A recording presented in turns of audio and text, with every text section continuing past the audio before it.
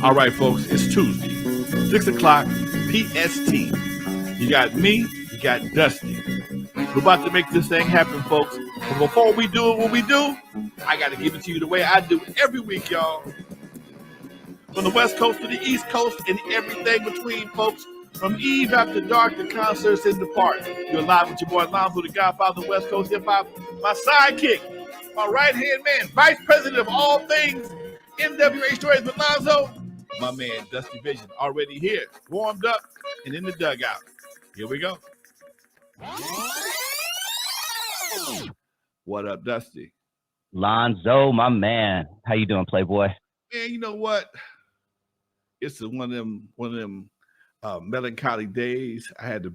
We went to a funeral for my good friend. She's surprised. She just unexpectedly died on us, man, and just messed a lot of people up. She had an aneurysm, didn't know it. Bam, no signs, no symptoms, just gone.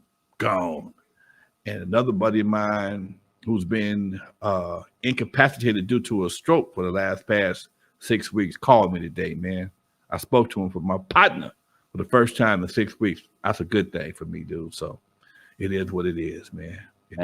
Hang in there, Playboy. Hang in there. There's days like this, man. Let's try to make it a good hour at least.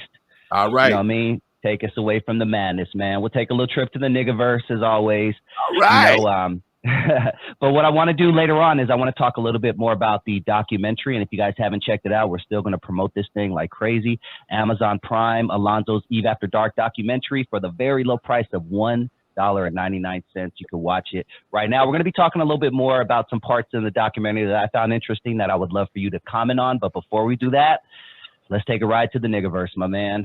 Hold on. I got something for that. Oh, go for it. Dressel, Drone, time for this one to come home. All right, what you got? Yeah, buddy. All right, man. Biggest story probably this week in hip hop, and it's an unfortunate story. Popular rapper Yo Gotti, his brother Big Jook, was killed in Memphis at a funeral, right after a funeral. They had just left a funeral. He was in his car pulls up, boom, boom, boom, boom, boom. Now, to give you and everybody a kind of a back history, a couple of years back, we talked about this extensively. Young Dolph, who was a very popular Memphis rapper, he was killed in a cookie shop. He had a big armored vehicle outside, went into the cookie shop. They started busting into the cookie shop. He dies. Well, a lot of people are saying that this is revenge for Young Dolph's killing just a couple of years ago. Now, to give everybody kind of a more update before I get your opinion, Lonzo, after Young Dolph was shot a couple of years back, Big Jook, who was the person who was just killed this week, went online, started taunting the dead, disrespecting the victim, Young Dolph. Black Youngsta, who is Yo Gotti's artist, did a music video disrespecting Young Dolph's grave.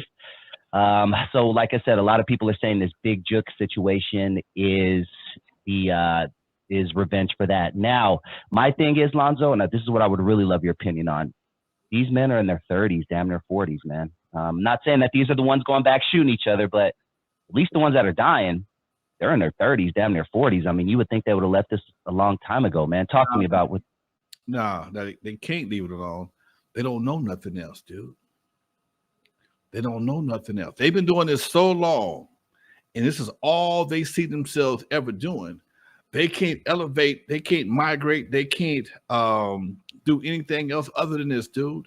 And the internet is the platform that gives everybody, makes everybody a hero, makes everybody a news reporter, makes anybody with an ass and titty can be a supermodel on the internet, okay? And they need that kind of controversy to stay relevant. And when you get caught up in that whirlpool of needing to be relevant, this is the kind of things that happen, man. You can't just say rest in peace, Doc. You got to go and clown the man. And that man got family, he got friends, he got loved ones that ain't gonna take it. Fans that ain't gonna take it, dude. I tell you about the story with me and N.W.A. I played No Vaseline in my club, and the dude got mad at me because I played No Vaseline. He didn't know N.W.A., but he's just a fan and got pissed off. So imagine somebody just desecrating somebody's image or just making a mockery of their past, especially when they was murdered, and you probably know who did it, and you make a record about it. Come on, man. disrespecting record. This is a generation. This is one thing about this generation I found to be very interesting. For a generation that is so high on respect, they are the most disrespectful people in the world. I have never seen a generation so disrespectful in my life, man. I got to go to this story in Compton. They stealing people's headstones, maybe not grave markers for the brass, man. Dog, I heard that. Huh? Yeah, I heard that. I know the lady. I've interviewed the lady. She bought the cemetery so she can fix it up.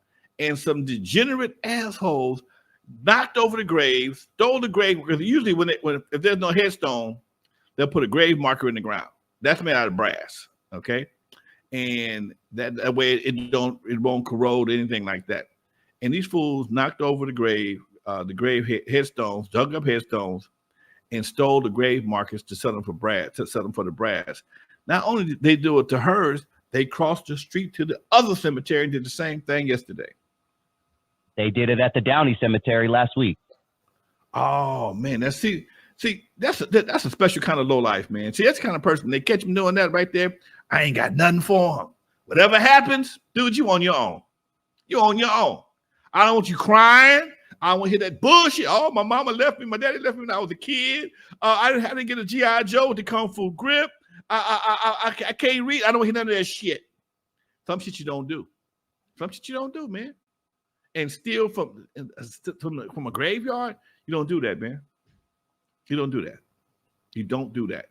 Ain't nothing you can say that can justify that. But same kind of thing here, man. The disrespect that this generation has become comfortable with, and they make it popular, and they laugh at the people. Now, here's the crazy part: the people that saw that video was ooh and ah and laughing and made comments on the video, but now homeboy dead. They make ooh and ah and comment on him as well.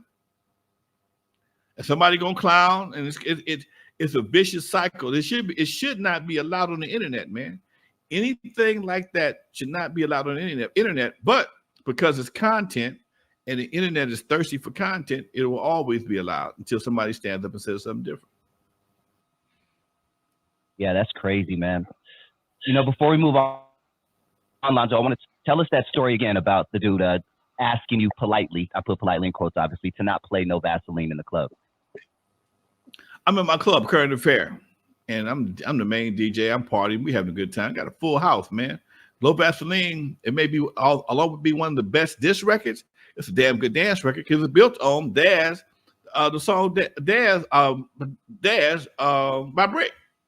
And I'm sitting there, I'm playing the record, everybody partying. All of a sudden, I feel something behind me. But people always behind me, but jamming or whatever. I looked around. Whoa. I look back at him. I'm like, man, hold on, man, hold on. Record's still playing. Whoa. Now he gets over here. I said, man, what's happening? Man, take that shit off. What? I'm playing dumb now. What? That record, they dissing my homeboys. Huh? So the record is still playing. Me and him have this is what homeboys. Oh man, just Dre N.W.A. I said, do you know him? Nah, man, I just my homeboys. Record's still playing. So by the time we have a conversation, the record that went through its little cycle or whatever, I'm finna fade it anyway. Yeah, right on, man. Fuck them niggas. I said, man, you don't even know these people. Why are you tripping? Man, I'm a fan. You know how it is. I just don't feel like anybody just my people. And he was ignorant as hell. One of them cats that was very ignorant. It could have been a problem. Yes. Crazy how people take stuff personal, and he probably didn't even know them like that. He didn't know them like that, man. And this is the part that people like P. Diddy, Trump, a lot of people have these fanatics. See, the word fan is from fanatic, okay? It's a derivative of the word fanatic. So when you're fanatic about something, that means you have a certain kind of love for it, a special place in your heart for this situation right here. And in some cases, it can cause people to react and do things that they normally wouldn't do because they love this particular thing so much. And our former president is one of those people that he had fanatics about him, and they feel a certain way about him. And they willing to go to war or do different things in support of him. And that's amazing, man. You know, and here's another issue people don't realize. When you have hood fanatics, now you got youngsters in hoods that are fanatical about their hood. And there is a law on the books.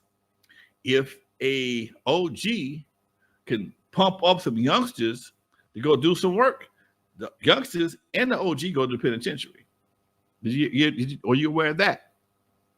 Ain't nobody got to tell you do nothing. They tried it back in the day with Tupac. Because somebody was playing Tupac's music and did a drive-by. They tried to inadvertently leak Tupac to that situation based on that same law.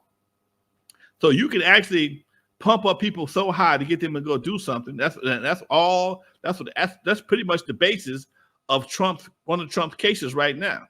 He pumped up his base so hard, they ran up in the Capitol trying to overthrow the election allegedly. Okay, let's put that out there. But we all know what's happening. So yeah, Doc, it's the same mindset. People get so in love with something they don't want to have done. They don't want to see nobody say anything against it. Yeah. And fan, don't get it twisted, people. Fan can also be a bad thing. They could also hate you and still be a fan. You ever see that Wesley Snipes movie, The Fan, from the 90s? That was a great kidnapped his kid. movie. Some of my biggest fans hate me. Yeah. You know what? See, you got to have a couple of haters. Haters is the new jewelry, okay? Haters is the new chain. It's the new diamond ring. It's the new Bentley, okay? If you got the right amount of haters, it's a status symbol. If you're doing if you ain't got no haters, you come on, man. You ain't doing so. I got a couple of haters. I got a couple of them. Okay? Oh yeah.